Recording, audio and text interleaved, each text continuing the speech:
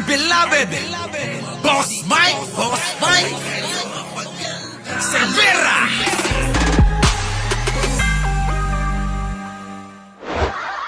Ang Davao, lamang pa sa pinagsamang budget ng mga mayayamang lungsod. Grabe confidential family nga. Umabot sa 530 milyon ang confidential funds ng Davao City sa ilalim ni Mayor Sebastian Duterte. Nako. Mas mataas pa ito kaysa pinagsamang confidential funds ng 7 pinakamayayamang lungsod sa bansa na nasa 529.5 milyon lang. Paray kumpara, ang Quezon City ay umabot ng 100 milyon, sa Makati naman ay 240 milyon, sa Manila ay 120 milyon, at sa Pasig zero spent of funds pero may malakas na economic growth. Sa Pasig City, napatunayan na posible ang maunlad na ekonomiya kahit walang confidential funds. Sa ilalim ng tapat at transparent na pamamahala, nakamit nila ang progreso. Samantalang sa Davao, tuloy-tuloy ang pagtaas ng confidential funds mula 144 milyon noong 2016 kay Mayor Sara Duterte hanggang 530 milyon ngayon sa pamumuno ni Basti Duterte. Ngunit, mabagal ang economic progress ng lungsod kumpara sa iba. Kung ang mayayamang lungsod kaya ng walang malaking lihim na pondo, bakit hindi sa Davao? Amoy na amoy. Amoy na amoy! Amoy melon! Amoy melon! Melon ano? Melon amoy! Melon amoy mga kababayan. Nako, saan nyo ba dinadala ang mga kwarta? Hoy, Basti! Dinaig ka pa ng Pasig Ang Pasig zero. Zero confidential fund. Pero maayos. At talaga naman ang ekonomiya ng Pasig sa pamumuno ni Vico Sotto na sinisira ng tatay ng mga kapanalig na ito. Nako mga kababayan. Iba, di ba? Ngayon, kung pwede pala na umunlad ang isang syudad tulad ng Pasig, bakit hindi magawa sa Davao? 530 million every year, mga kababayan. Every year. 530 million every year. Ang alin? Confidential fund netong si Baste. Tandaan nyo apelyido niyan, Duterte. Basta Duterte, mga kababayan. Pera talaga. Grabe, pera ng pera. Ibang klase, no, mga kababayan. Ibang klase. Ito na. Ulitin natin. Confidential funds ang Davao. Lamang pa sa pinagsamang budget ng mga mayayamang lungsod. Grabe confidential family nga. Confidential family daw. Confidential fund family. Umabot saan? Umabot sa 530 milyon ang confidential funds ng Davao. Naku, umabot ng 530 million. Ang confidential fund ng Davao. City sa ilalim ni Mayor Sebastian Duterte. Mas mataas pa ito kaysa pinagsamang confidential funds ng 7 pinakamayayamang lungsod sa bansa na nasa... Biruin nyo, yung pinagsama-samang 7 pinakamayayamang syudad sa bansa, abay, daig na daig pa ng confidential fund ng Davao. Wala stick. 529.5 milyon lang. Paray kumpara. Ang Quezon City ay umabot ng 100 milyon. 100 million. Quezon City. Makati naman ay 240 milyon. 240 million sa Makati. Sa Manila ay 120 milyon. Sa Maynila, sa pamumuno ni Hani Lacuna, 120 million. At sa Pasig zero spent of funds. Ito malupit, mga kababayan. Sa Pasig, zero. Walang confidential fund. Diba? Para kay Vico Sotto. Dahil natuwa kami sa iyo. Para sa iyo to. Buksan ang nakasaradong isipan mula sa silid ng karinlan. Huwag mong hayaang itago ang katotohanan sa mundong mapalamang. May handang tumulong sa lahat. United Warriors at nagngangalang Mike Cervera. Walang ganyan sa ay dinibig. Kung pwede lang iuwi ni Vic Sotto yan, papauwi ko eh. Di ba mga kababayan? Nako, Kaya mga kababayan, dapat yung ganyang mga politiko, ang alin, mga kababayan, ang ating mga binoboto.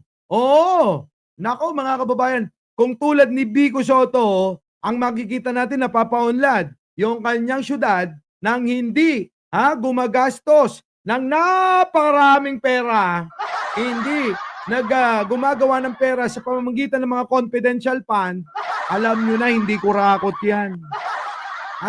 Hindi kurakot. Di ba?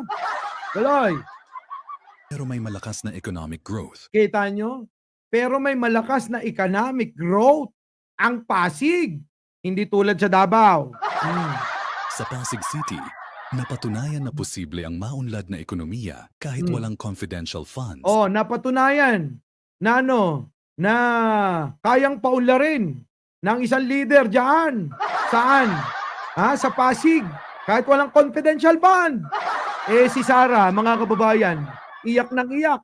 Hingi ng confidential fund. Ano sabi ni Sara? Ay, kailangan ibigay niyo yung confidential fund ko. Nang tinapa talaga, Sa ilalim ng tapat at transparent na pamamahala, nakamit nila ang progreso. Samantalang sa Davao, tuloy-tuloy ang pagtaas ng confidential funds. Tuloy-tuloy sa Davao. Pero wala pa rin, mga kababayan. Mula 144 milyon noong 2016 kay Mayor Sara Duterte hanggang 530 milyon ngayon sa pamumuno ni Baste Duterte. Sa pamumuno ni Baste, 530 milyon. Inang-ina. 530 milyon, mga kababayan. Kung tayo, mga kababayan, merong kahit sabihin nyo ng 50 milyon lang Mga kababayan, mabubuhay na tayo ng buong buhay natin ng maayos Di po ba, mga kababayan? Kahit 50 milyon lang, mga kababayan, mabubuhay na tayo ng maayos. Matututo lang tayo ng tamang paggastos. Abay, buong buhay natin mabubuhay na tayo ng maayos. Pero sa kanila, yung 50 milyon, naku, baka siguro 2 araw, 3 araw lang yan Kay Sara Duterte nga, yung 11, yung magkano yun? Ilang milyon yun? Ginastos, 125 milyon. 11 days lang Kita nyo? Ganon sila maggastos. Kung makagastos sa pera ng gobyerno, pera ng tao, pera ng mamamayang Pilipino, ganon na lang. Bakit? Wala silang pagmamalasakit dahil hindi naman nila pinaghirapan. Dahil ang iniisip nila, kailangan magkano Korean. May mga lahing Korean. Bakit Korean? Magkano Korean? Magkano Korean? Magkano Korean? Puro ganon, mga kababayan Di ba? Tuloy. Ngunit, mabagal ang economic progress ng lungsod kumpara sa iba. Kung ang Bakit ang bagal-bagal, mga kababayan? Kasi nga, mga kababayan, wala silang iniisip kundi sarili lang. Kung ang iniisip talaga ay para sa bayan, para sa constituent nila, dapat ang inuuna yung kapakanan ng lungsod, yung kapakanan ng marami nilang kababayan. Kaso mga kababayan, hindi Inuuna yung bulsa Bulsa rito, bulsa ron, bulsa sa harap. Naku, baka naka-cargo pants pa yan O baka naman pati balat yan may bulsa O pati leeg, may bulsa. Mga kababayan? Diyan lahat siguro nilalagay ang mga maraming pera. yamang lungsod kaya ng walang malaking lihim na pondo, bakit hindi sa Davao? Amoy na amoy. Amoy na amoy. Di ba? Ruby Ong. Sir Mike, 128 million. Nako, nadagdagan pa. Kala ko naman 125. Diba, Ruel San Pedro? Mga Duterte, hayok sa pondo ng Nako! Ano ba? Pera na ba yung kinakain nila? Kasi mga kababayan tayo, kanin Kanin, ulam. Magpakulo lang kayo ng tubig. Lagyan nyo ng konting sibuyas. Lagyan nyo ng bagoong. Ilagay nyo na yung pritong isda. Isunod nyo na yung mga gulay. Pakuluin. Ulam na. Pero sa kanila, mga kababayan, mukhang ang kinakain nila, mga pera na. Puro mga pera na yata kinakain ng mga Duterte. Di ba? Teka, may napansin ako. Sabi dito ni Arnold Lopez kanina. Yung Caloocan naman. Catherine Galpo, kamusta naman ang Caloocan? Ellen Ventura, shoutout po. Purple Heart. Kamusta naman ang Caloocan? Naka 6 packet. Eto na. Kalokohan. As a mayor in your city. Yes, Caloocan. Yes. Which incidentally is the biggest casualty ng war on drugs. No? Dito may pinakamaraming pinatay, si Kian De Los Santos. Ba't nyo naman po naisipan na maging mayor this time around? It happened by accident. Ano? O, hindi naman accident, but not Pakinggan nyo to mga kababayan ha. Pakinggan nyo. totally by design. Madumi daw ang local politics. So we try to avoid that. Pero nung in-invite ako, di sabi ko, tinignan ko. I went around, nakita ko kung gaano kasama yung sitwasyon sa Caloocan. Kung nandirito ka sa Quezon City, BGC, Makati, then pumunta ka dun sa North Caloocan na sinasabi, parang nasa probinsya. At talagang ibang-iba. Poverty, sira-sira yung kalye, daming basura, binabaha palagi, daming crime, daming addict, and napabayaan. No? So, sige, sabi ko, tignan natin. Let's make a difference dito muna in this corner. Kita nyo mga kababayan, kung inyong matatandaan ha, sa mga mayor, eto lang si Trillanes ang sinama ni Vico Soto. Bakit kanyo? Ang tanong, bakit si Vico Soto na nagpapaunlad ng Pasig City ay hindi kailangan ng confidential fund? Bakit kanyo? Kasi alam ni Vico Soto na pareha sila ng hangarin. Ni Trillanes, mga kababayan. Kaya yung mga taga-Caloocan, alam nyo, gamitin natin yung mga ganitong mga klase ng mga pananaw. Kung sino yung kasama mo, kung sino yung kaibigan mo, kung sino yung lagi mong nakakasama, ay yun din ikaw. Yun din yung namamayani sa iyong pag-uugali, sa iyong kaisipan, at laman ng puso. Kaya eto, si Trillanes, ganito sila ni Vico. Si Vico, mga kababayan, di ba? Si Vico ay grabing paunlarin ang Pasig. Hindi nangungulimbat, tulad sa Davao. Napapaunlad ng walang confidential fund ang Davao. Kaya mga kababayan, sa mga taga-Caloocan, tandaan nyo, yung laging kasama ni Vico Soto, isang hangarin yan, para sa mga kanilang mga constituent, ang kanilang hangarin ay paunlarin. Tulungan ang inyong lugar. Ganon. Tama? Ines Vlog, Michelle Bonifacio. Tatakbo din ako sa Caloocan. Nako, maglalaban kayo ni Aimee. Ang laki ng placard ni Aimee doon sa LRT. Di ba? Jan 12, mayroon na po sila pinatnak ko. Kung mamamatay ako bukas, bakit hindi pa ngayon? Mga kababayan, ang buhay natin, hindi natin hawak yan. Di ba? Mga kababayan, hindi natin hawak yan. Kung kukunin tayo at kaloob ni Lord na mawala na tayo, mapipigilan nyo ba yon? At tandaan nyo mga kababayan, kapag ka mababait, ganun talaga. Kapag masasamang tao, tulad ng mga idol ng mga DDS, ay matagal ang mga buhay niyan. Bakit kanyo? Kapanalig niyan nung mga demonyo. Alam niyo naman ang mga demonyo, gusto magasik ng kasamaan dito sa mundo. Gusto nila lahat ng mga tao masasama Di ba? Di dun tayo sa mabuti. Bakit?